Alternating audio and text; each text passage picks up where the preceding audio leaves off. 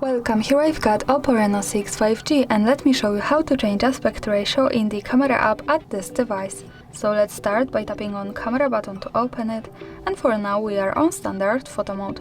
From here let's go to right corner button. When we pick it, we get access to more options about the camera we can manage. At the first position now we have aspect ratio, we are in 4:3 and we can pick 1 and 1 now.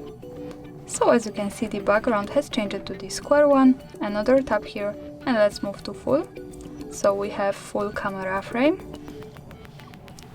And here we can pick also 16 and 9, a little bit shorter than the full. And of course you can go to whatever you need. Now let me move back to 4:3, the original one. And that's all, thanks for watching, subscribe our channel and leave the thumbs up.